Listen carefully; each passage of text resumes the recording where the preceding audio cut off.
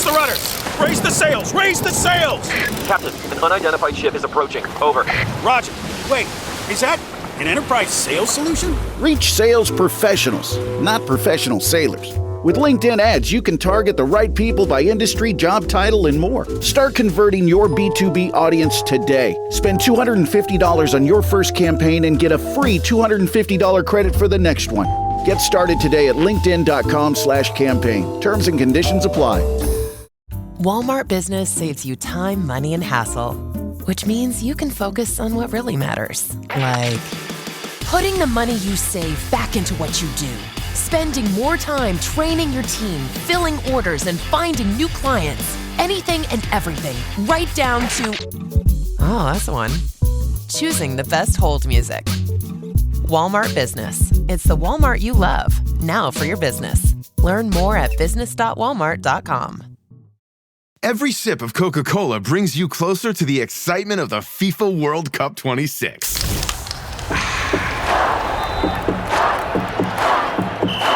Because nothing compares to the joy. So grab a Coke and drink in the FIFA World Cup 26. No purchase necessary. 13 plus in 50 U.S. states and D.C. with a web-enabled device. Ends March 1st with 8 entry periods. Rules at cokeurl.com/soccerrules.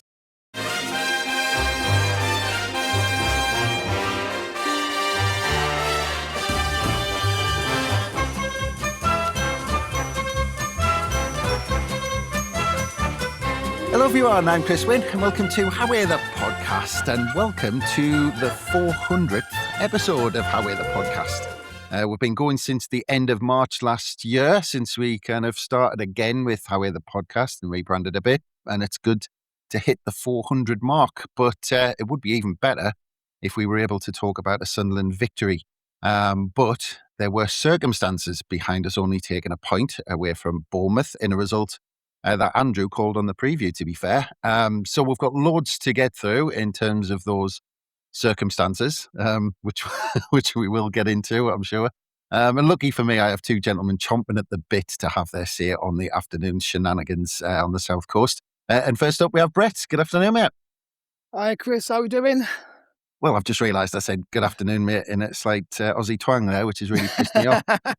But yeah, what's your... You've literally started already, haven't you? Oh, I started before we even go, Red. But yeah, what's your initial feelings? I'm trying to look at it in like the context of the match itself, as opposed to what went on and would I have been happy 11 o'clock this morning with the score, which I would have been. But as you say, it could have, should have, definitely should have been a different outcome, I think, if certain decisions had gone our way. So it's one of frustration, but one of, do you know what, actually, I'm pleased. I would have taken a point at 11 o'clock. So I'm still going to say, I'm pleased with a point. Yeah, it's one of them where you almost feel bad about feeling bad about it. Exactly that. Exactly. I don't want to be too upset about a battling point away to Bournemouth. So it's one of those. And I can't see anything after being on the preview and seeing you take any point away from home. So I can't be, I'm not allowed to be disappointed at all. But also to join us, we've got Michael. All right, mate? Hi, Chris. Yeah. Echo Brett's sentiments, take the point. But Jesus, I'm mentally drained after that game. Just so much happened. I think I need to go for a nap after this or just go for a few points because so much happened. I can't even get my head around. I'm sure you're going to try your best here because I can see the venom in your eyes. You want to get started. So yeah, I'll stop spouting. And it won't take long because it kicked off in the first seconds of the game. But yeah, and the fact, it's not even normal kickoff yet. Time like on a normal Saturday, Michael. It's not even 3 o'clock yet. No, so we've. I was thinking if if we won that game now, it would have been a great start to the weekend. But now I'm actually just going to be pissed off for my whole Saturday over a point. We're getting greedy. That's it. Just keep thinking we got the point. Just keep thinking that. Well, look, let's get into it because, like I said, I think we've got quite a lot to kind of deconstruct, if you like, those circumstances we were talking about. But let's get into the team first. Brett, because there was 4 changes. Gachauda, Xhaka, Talby, Mayenda came in. Jocelyn, Broby, Michele and Angulo came out. Angulo was the only unforced change, but it was pretty kind of, we were talking about it on the preview, we were talking potentially back 5, we were talking about wing backs. But in the end, I think kind of Register Bliss reverted to type, didn't he? He thought, let's get players back to our usual setup, didn't he? 100%. I was pretty pleased with the team when I saw it today. I wasn't overly surprised.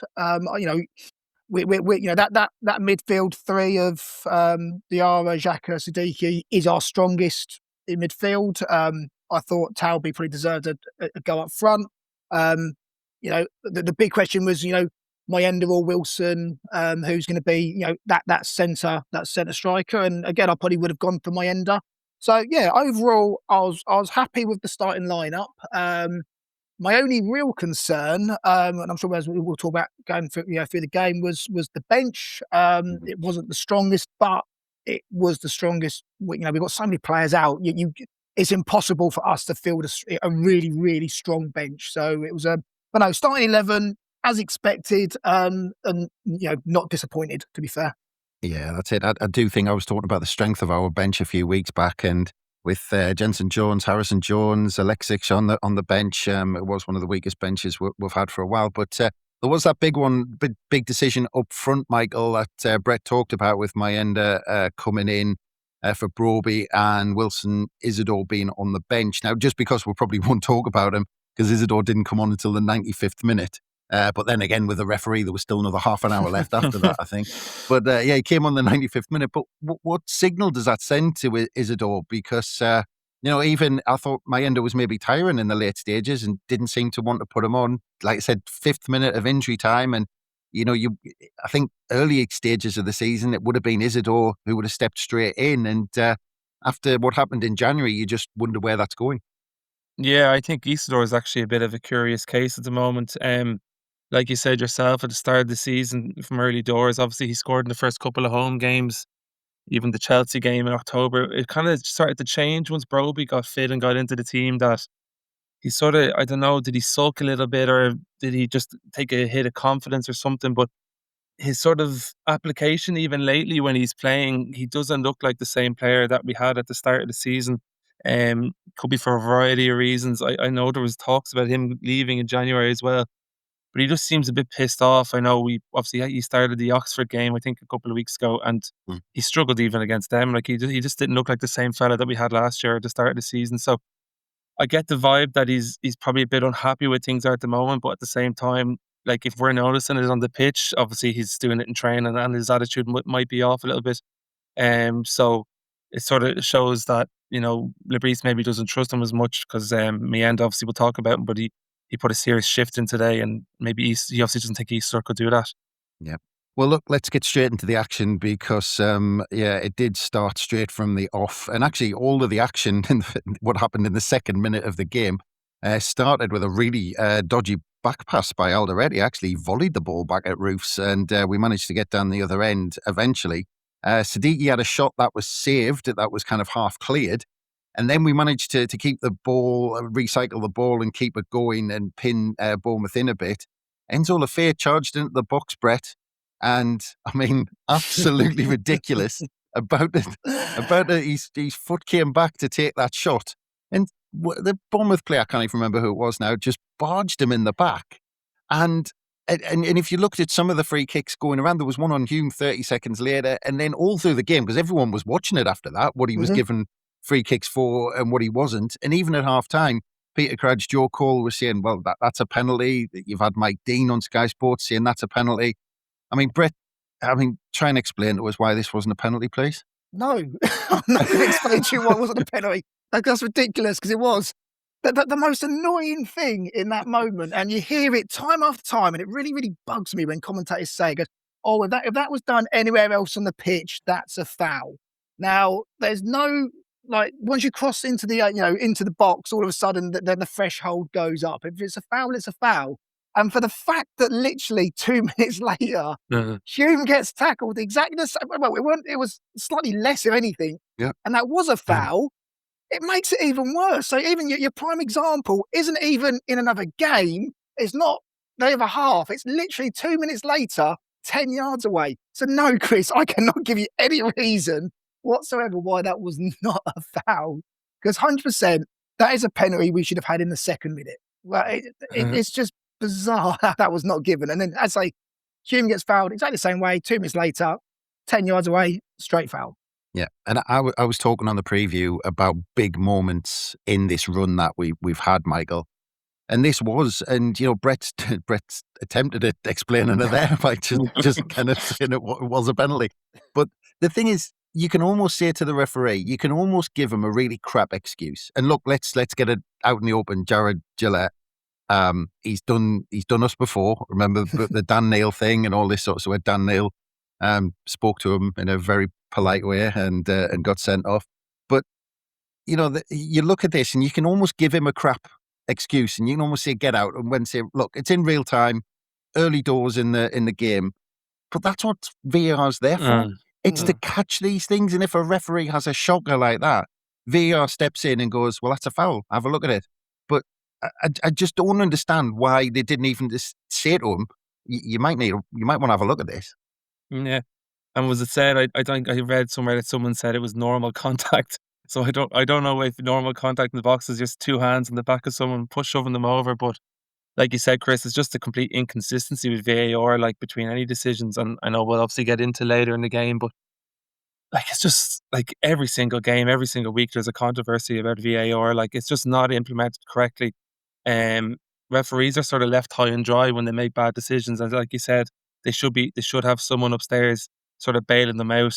And if you can't even trust the lads with the cameras in front of them to look at it 10 times to make the right decision, like you've no luck whatsoever, like to make the right call. Yeah. I think this is your biggest side. I think it's one of the big problems about VR at the moment is that refs are too afraid to make a decision. And the lads back in like wherever it is, Stockley Park, aren't helping him at all. Saying, as Mike said there, they're not saying have a look at that. So the refs aren't making decisions, and they're not then being told to check that one back again. But the problem is, Brett, I think we've got into a really dangerous situation now where I think, as you've just rightly said, referees are too scared to make the initial decision. But because of VAR screw-ups about getting involved in games when they shouldn't have, they're now scared to get involved. So now you've got two sets of officials scared to make decisions. Yeah, you now catch 22. No one wants to make a decision. And as you say, we're now in this. You said it's a dangerous cycle now, and I don't really know how we're going to get out of it. Someone's got to be like, who is actually in charge? Is it the ref, or is it say the guys that are doing VAR? I nearly assume if there was no VAR there today, that the ref would have probably given a penalty for that in the first couple of minutes. I think he was nearly hesitant to say, right, well, kind of looked like a penalty, but I'll wait for the lads of VAR to tell me to go look at the camera, and they didn't. So he was like, right, I'll just play away. So, I'd nearly get rid of it all. It'd be better without it. Yeah. Well, look, we were on the back of 3 straight defeats, Michael, but I mean, barring that, because, some teams taking a hit like that or a decision like that might have just crumbled straight away, especially away from home. But I tell you what, you look at that first, especially the first 10 minutes, let's say, I thought we were absolutely fantastic the way we started the game. Really, really good. It's the best. It's probably the best away performance I can remember us having in a long time this season, or even a whole season. We just pressed really high. We were pressing the kickouts. We were putting Petrovic under pressure. Obviously, Xhaka's return sort of nearly freed up the likes of Siddiqui, Lefay and Diarra to sort of play the more natural game. So we had a lot of legs in midfield to put the pressure on the Bournemouth backline. And I think Bournemouth were probably taken by surprise a little bit by how intense our pressure was at the start. I think they probably expected us to sort of come into this game and maybe sit back a little bit and just feel our way into the game after the last few weeks. But really good start, and it was all action and it was all us. We completely dominated the first 20. Yeah, that's it. Well, I mean, Bournemouth did start to get a bit of possession from about like 10 minutes for a few minutes, but it was almost then we swung it back when we got the goal on 17 minutes, Brett. It was Mayenda, and it was his first goal since West Ham on the opening day of the season, which is pretty bizarre to think. But absolutely fantastic goal. And I loved the fact that we had a striker who scored a tap in. I think we need to score more of these. But it did start on the left-hand side with Mayenda, and actually he passed the ball back to Xhaka, and Xhaka was just controlling the game at this point and looking really composed in that midfield. And then it went to Ballard. And I love the fact that Diarra's picking out these little pockets and making these runs, because Ballard slid the ball through. And we've missed this kind of drive, I think, from Diarra, where he drove in, took the shot, parried, and Mayenda was there on the spot. But I just love this goal because the players who did what they did there, we just haven't had that for quite some time. We haven't, and I was just before us we came on there, just sort of catching the end of the commentary team there, and Joe Cole was like highlighted Diarra's movement there, and he lets like the Bournemouth midfield moves out, and this massive space just opens up. He just held that run for just a second, and then curves his run round. Ballard, absolutely fantastic ball. And you know full well, Chris, I'm going to say it. If you don't shoot, you don't score. We got to 13. Here 13 minutes. That's your QI buzzer. They're going straight up there. And our own Bruce Forsyth there with his own catchphrases. It was great though, because literally, great turn, great shot, and as you say, man, he's the man in the moment. He's there, there in the box and tapping it in, and that's what it's all about. And we have definitely missed that. We've missed those, those little scrappy goals, just sort of like, knocking it in. So yeah, really, really good start. And as you say, for the first sort of, up to that point, Bournemouth had slightly got back into the game and we flipped it around again. So yeah, absolutely fantastic start. We shot out the blocks. And as Michael said there, I think we did kind of shock Bournemouth a little bit. It wasn't a normal sit back away team display to start with. We actually went for it. We looked up for it. It looked a bit of a, I put it in our, during the predictors that there's hopefully a little bit of a us against the world is back again. We've been up against it last few weeks, a couple of bad results and obviously a lot of crap that's happened off the pitch as well. But yeah, the lads look really, really up for this and wanted to get, going straight from the off. Yeah. Yep. And then after we took the lead, Michael, and you look at there's 25 minutes left of the first half after that.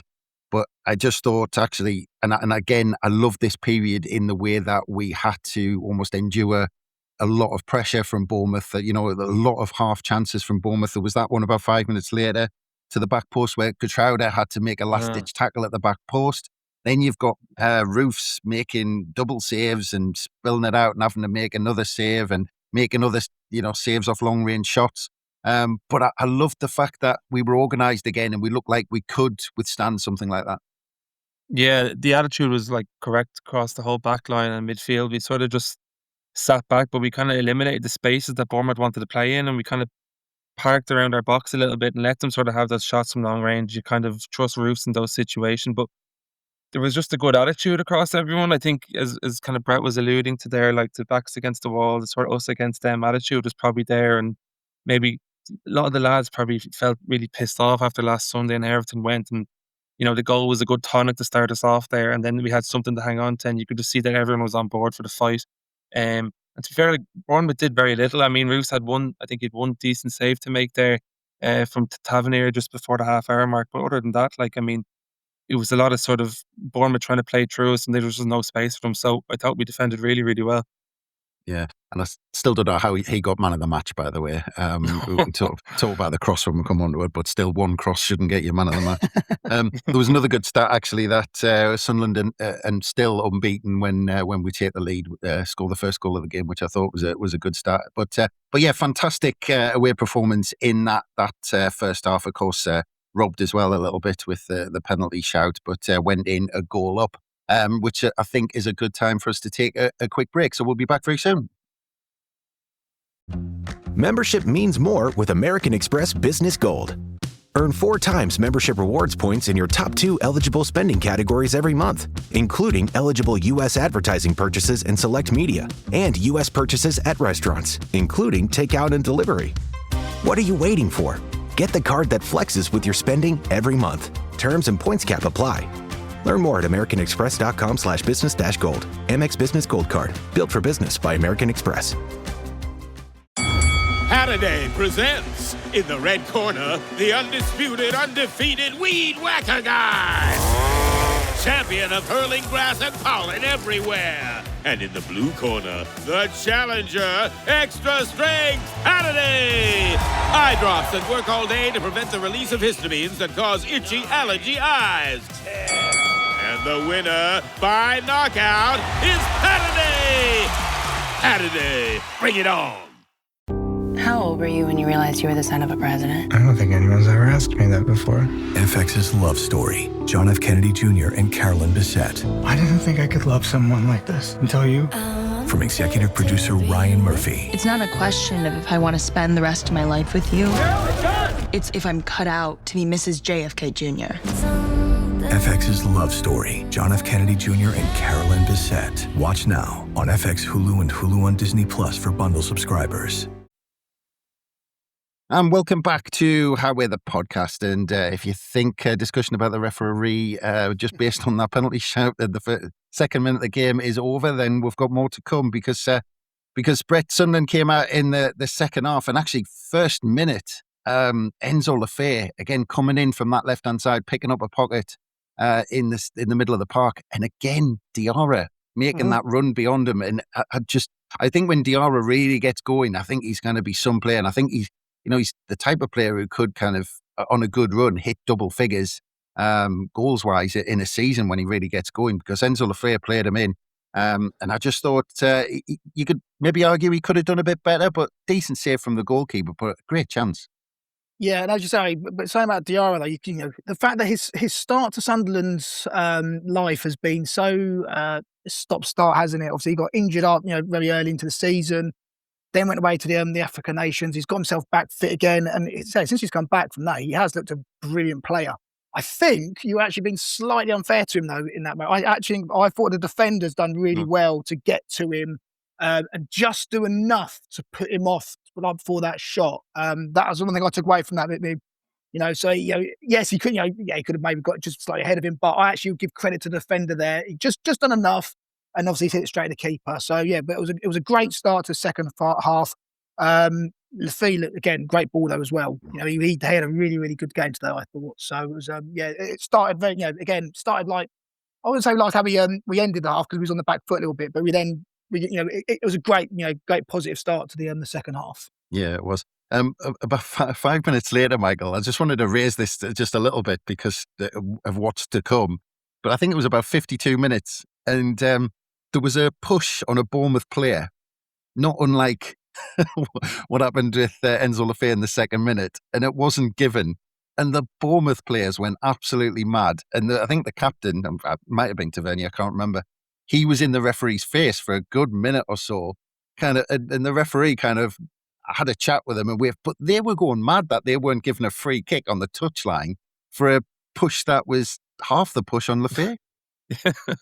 I just think that sums up the game generally. It was just like so chaotic and inconsistent that you actually genuinely didn't know what the sort of decision the referee was going to make in any sort of moment. Like that was probably a free, but that also was a penalty in the first half. So he was completely inconsistent all day and getting every single decision wrong at every single stage. So, but I think Bournemouth fans are probably going home equally as angry with him than we are today. But I think we've probably more to give out about. But I'm sure they're not happy either.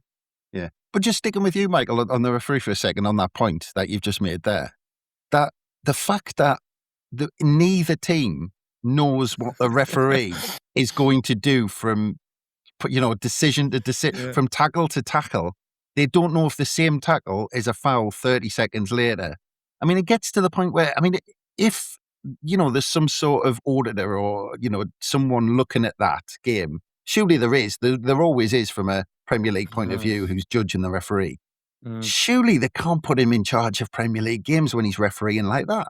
No, I'd say he's probably going to be down with Fleetwood or something next weekend. I'd say after that performance. There was actually a funny stage near the end of the game where I heard fans sing, "You don't know what you're doing," but I actually think that was both the home and the away fans together in unison having a go at him. So, yeah, we'll probably see him down in League 2 next weekend because he surely can't be getting a big game after a performance like that. Yeah. Well, it was a strange period because from that Diarra chance early in the second half up to just before the hour mark, the game kind of went quiet, Brett, and I thought we were managing it really well. And then it kind of got up again when there was that tackle on Xhaka just before the hour mark. Now, he ended the referee, I'm not sure even knew he gave the free kick to Bournemouth for a start. I think he thought he was pushed, but then gave him a yellow card. And the whole thing around this is if you're going to give him a yellow card, if you think that's a foul and he's gone in high, then it's surely a red card, isn't it? But Chris, you're saying that like we're having a normal conversation here. Again, this is the second time you've come to me to try and defend the ref, and I'm not going to do it. Brett.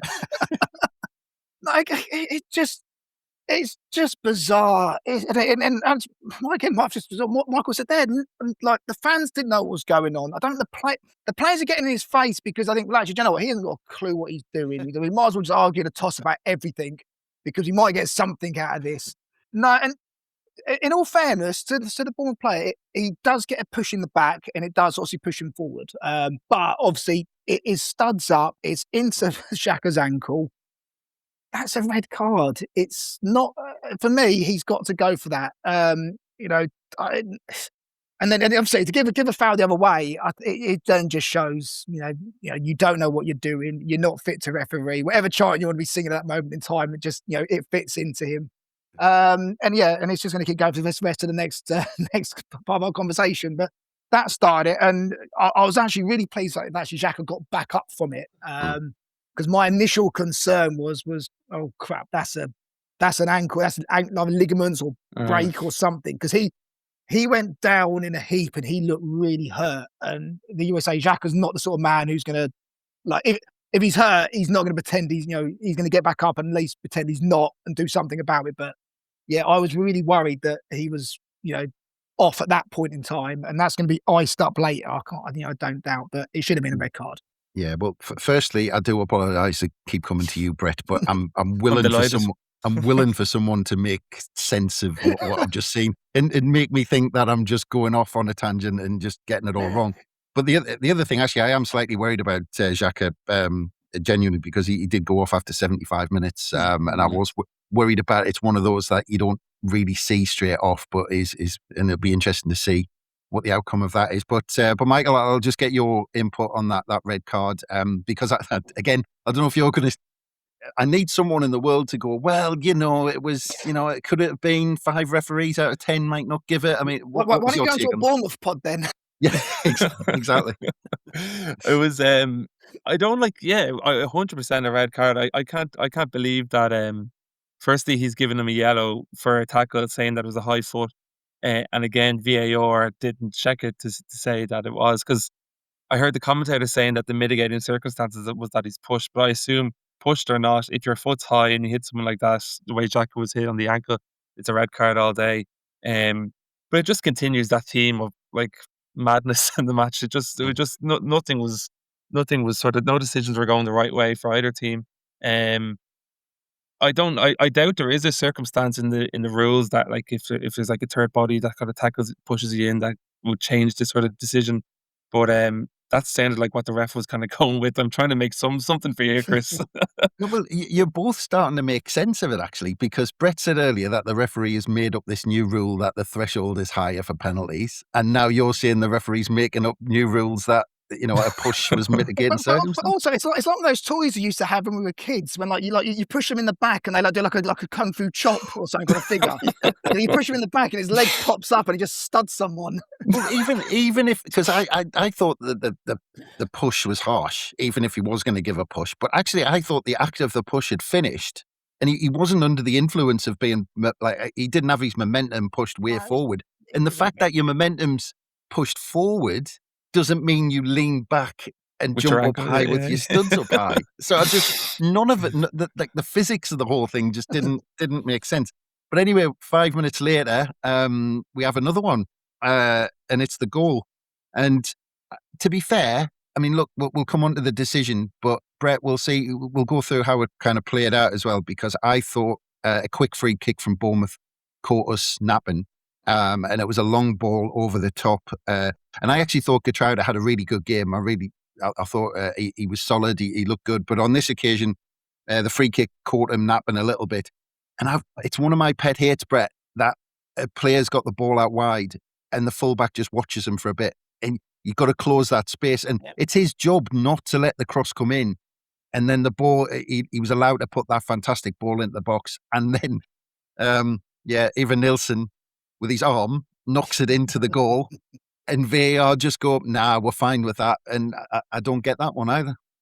No. To start with your point there, as a signed up member of the right back club, you've got to get yourself in, stop those crosses coming in. It was a fantastic cross. It was one of those ones where the way it sort of whipped in, the roof comes out for it, and it sort of it then comes away from him. It's easy, literally, he's in no man's land for it. So, and that was his only mistake I thought he really made today. Apart from that little bit in the first half where he sort of fluffed it and managed to save him. We had a big deep breath. But no, ball was amazing. Absolutely fantastic ball for that. And actually, yeah, is it his shoulder? Is his arm? It's not his head. That's for certain. Yeah, it's 1-1. That one, I think I'm more 50-50 on as at what part of him it hits it, and it's this grey area of where your arm stops and your shoulder starts, and so forth on that one. But annoyingly that it's happened, and it's I don't think it was looked again. That one I'd like the ref to have a look at just to be that he's 100% in his mind, but he's not going to, is he? So yeah, because I mean, Michael, in that circumstance, and we can get on to bring you in on the fact that on the quick free kick and Getrauder and Roofs as well, because obviously all of that happened first. We did have a chance to not allow this to happen, to be fair. But when the ball does come in, it's that one where the referee can't see that. You can't really expect the referee to give that one, but that's what VAR is there for, to say this. And he didn't head the ball. The replay showed that he didn't head the ball. Now, if he doesn't head the ball, where does it come off? And it certainly, he didn't chest it in or anything like that. And his arm was up. So the referee's got to be allowed to have a look at it. Yeah, exactly. And in fairness, if you're VAR, you could nearly argue that was like they put the replay on TNT Sports there a few times. And the more I was looking at it, I was trying to go closer to the screen to actually see exactly what part of his body it was, because it was kind of hard to decipher exactly where it actually kind of hit off him. But in that situation, exactly, if you're not certain, let the referee just have a look of it and make a call. Now, I probably would argue slightly that if that got overturned, if we scored a goal like that and it was overturned, you would be somewhat disappointed with that decision, because it's not really, really clear of where it hit him. Now, arguably, I'd say it probably was his shoulder and it sort of rolled down to the top of his arm and went in. But yeah, the referee has to look at that at least. But just as you're speaking before that there, the cross from Tavernier was an amazing cross, just an absolute teaser right between the defender and Roofs and Alderete. I wouldn't be too harsh on Roofs for that one. It's sort of that one you'd be giving out to if he stuck to his line and Nielsen just headed into the net. You kind of want your keeper to come out and try to get to it. I wonder, maybe was he given a call by Alderete to come out and catch it, and he didn't realise that Evan Nielsen was right behind him either. So it's hard to know. I would sort of not give Roofs too much slack for that, because I think I want my keeper to come out and try and catch those ones. I agree with you there, Michael. Roofs at no fault for that goal whatsoever. And the amount of times he comes out and claims it, we all applaud him. That one, I don't think give credit where it's due. The ball was completely done in there, and that's no disservice to Roofs. And actually, to Roofs, in fairness, all game in the air, he caught so many balls come into the box, so you nearly would back him every single time for that. Yeah. Yeah. But Brett, just on that goal in general, we're talking about, big moments. And again, when we're playing a team like Bournemouth and even playing a team like Fulham, the weekend, we could have took the lead before Fulham got going with their goals, and, they could have completely changed the game. In this one as well, at this level, you're talking about fine margins, and it's that allowing that quick free kick to be taken, then you're talking about a fantastic free kick, but allowing the ball to come in or not even rushing him. He had the time and space to line it up, pick his spot in the box and put a fantastic ball in. But it's those when you just lose focus for a split second, the game completely changes. That's what happens at this level. We was on, in fact, I think it might have been the three of us were on for the Burnley game where we made little errors and we were never capitalised on, and Burnley never managed to take advantage of it. But at the moment, Bournemouth and Fulham, they are established mid-table Premier League teams, which is what at the moment we are aiming for.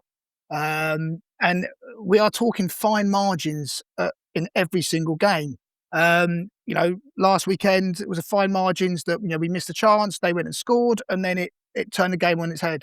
They say this time it's another fine margin. The game at that point had been pretty even, and they say everyone switches off for a second, you get punished, and you don't win a game. So, yeah, it's at this level when you're saying if you're not on it for the whole 104 minutes or whatever it was in the end, these teams punish you because they are mid-table. They're top 10, top 12 Premier League teams. So yeah, it's a lesson for us, just to, to everyone to be focused. But again, I'm not going to beat them up over that one moment. To be fair, it is what it is. It happens. They did the exact same thing. They switched off, and their defense switched off for our goal. So it does happen at this level.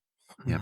Well, I was going to say there was about 25 minutes left on the clock when they equalised, but I think there was about 45 minutes left on the clock, to be honest, Michael. And look, I mean, after the goal, what I thought was really good, we talked about Bournemouth being on a 7-game unbeaten run. They'd only lost 2 at home. I think only Arsenal and Man City had lost fewer at home than Bournemouth. Bournemouth are a good side. They're a handy side. And the fact that with 25 minutes to go, you look at those late stages, and especially with 10 minutes to go, we had a goal ruled out for offside, which it got to the ridiculous point of everyone thinking, actually, with the way the refs are, they might actually give this today. It got to that point. But I thought it was great, the fact that in those late stages, it could have gone either way, and it just shows how much we pushed Bournemouth. Yeah, I agree with you, Chris. To be fair, I actually, if you're saying one team is going to win in the last 20-25, up until the moment where the ref wanted to give Bournemouth every single last minute of the day to get a goal, we looked like the better team, and we looked like we were going to win. I actually thought N'Gulo, he came on for Xhaka, and funny enough, I think when Xhaka went off and N'Gulo came on, we just had that bit more of a spark, and we were getting forward and we were getting behind them. And even before that disallowed goal from Gertrude or Ballard, whoever got it, it was Ballard's header there from a corner. I jumped off my couch. I thought that was in. I fully thought he connected perfectly with that, but in replay actually went well wide. But yeah, exactly. It was good to sort of see that we actually went for it instead of sitting back. I thought we could, I thought Bournemouth actually would have put more pressure on us when they got the goal. But to be honest, we dealt with them fairly easily. I thought like I referenced earlier, Roof from the air was catching every single ball that came into the box. So yeah, it was good to see that we had a bit of confidence even after over the last few weeks where we were kind of losing a good few games, that we still wanted to go out and win it.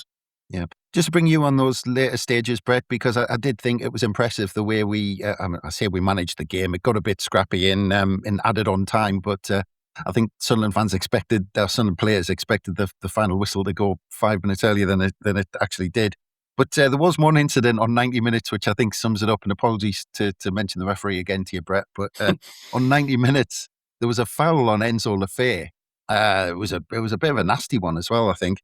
But the camera went to Regis Lebris on the sidelines, and I don't think I've ever seen him look like that. I mean, the veins were bulging out of his head, but he's normally so calm and everything like that. But I don't think I've ever seen him so animated, which shows how much wound the Sunderland staff up and the players. I thought the exact same thing, actually, at that point. Very rarely, he is the point, he's cool, he's calm, he's collected, nothing overphases him, no matter what's going on. And that minute, he lost it. and it's 100% right. It just became shoot. I weren't sure, but at the end, if there was either playing like next goal wins or just playing till it gets dark. It was like, when was this game going to finish? But to be fair, like I say, once they scored, we did really try and get we pushed for the winner. We weren't holding on at all, and it got that little bit almost like basketball vibe. But at the end of it was just back and forth. Any team could have got something from that. But yeah, for me, it showed that we're up for it. We're up for the fight. And even because my big fear was, and I made a note of it, I think just after they scored, like who's on the bench that's going to change the game. Yeah. And I didn't think I would say we changed the game like with the subs, but it just felt like we were still in the game, even though we made like 3 subs. There was no sort of like drop in intensity. We were still up for it, still in the match. And we could quite easily be right now talking about a Sunderland win or a Sunderland defeat. So it was, it was probably a great 15 minutes, 20 minutes for the neutral. Just a bit nail biting for us at times. Yeah, it was a good point you made there, Brett. I think the referee was waiting to keep playing until his mum called him in for tea or something like that. But yeah, I mean, but look, we've talked loads about the referees. I'm going to stop now because it was scattered all over the game, those decisions. But Michael, let's focus to sum up on Sunderland's performance, because we've got to bring it back to the fact we stopped a run of 3 straight defeats. We got a fantastic away draw, and actually on top of that, as you said earlier, I think it was one of our best away performances. I thought we were fantastic. Yeah, and I think especially given maybe the last month we've had, where we have struggled a little bit to get results and even find a bit of form. It was good to see us sort of have that balance between being solid at the back away from home, but also having a bit of attacking threat as well. And just to mention Mayenda, that I thought he really led the line well today throughout. It was a tough shift for him, but he has that sort of physicality and that pace to get in behind. He has the kind of mix too, which was good to see, because we got used to having Broby, who obviously is amazing in his role, holding up the ball, but it's good to go in behind with Mayenda at times as well. But yeah, absolutely great results and good point going forward. And like, we've a big march ahead of us now between the FA Cup and a couple of big games coming up. So it's good to kind of get a bit of that confidence back into the team going into the next few weeks. Yeah. And Brett, just to get your summary on it, because I think it's a great reaction from all the players and the staff, obviously, to prepare the team like that and to go out, with almost a bit of pressure on them. Do we go four defeats in a row, and then does it keep building, and then how do you do it? And of course, we've got another point closer to 40 points. So even though we're doing really well and we're in a good place, the players probably put a bit of pressure on themselves to stop that rot. And to put in a performance like that was great, wasn't it? 100%. It was a great result today, I think. We've taken 4 points off Bournemouth this season, which not a lot of teams will do. I've always said this. I think we're a little bit, because we started the season so strongly. If you said to anybody, end of February, we'll be in 12th spot, 36 points, with every single one of us will be like, that's amazing. We'll bite your hand off that. But because we started so strong and we've sort of dropped down a little bit, we put the pressure on ourselves as a club, as fans, as players, to do better. There's talk of, we want to finish as high as we can. So, no, I do think a point away at Bournemouth is fantastic. Not many teams will take 4 points off from this season. We have stopped the rot. I thought the back four was really good. I think Xhaka does help that team immensely, not just on the ball, but off the ball, just shoring things up, getting people, moving around.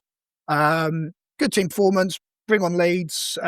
Be another tough one, if I'm honest. And again, not many teams go to Leeds under the lights and get a win. So yeah, we've got another, roll the sleeves up again and really get down and dirty with them. Let's bring them on. Absolutely. Great place to finish. Just leaves me to say thank you very much, gentlemen. Thank you for your time. Much appreciated, as always. And we'll get into this week. As Brett said, we've got Leeds away during the week, and then we've got to be confirmed at the weekend. Of course, so all eyes are unfortunately going to be on Port Vale and Bristol City during the week to see what we've got on the weekend. But thanks again, everyone, for listening. We are very proud. It's our 400th episode, and I'm sure the lads might mention that on the podcast tomorrow as well, because we'll have loads more analysis, of course, on the Roker Report website.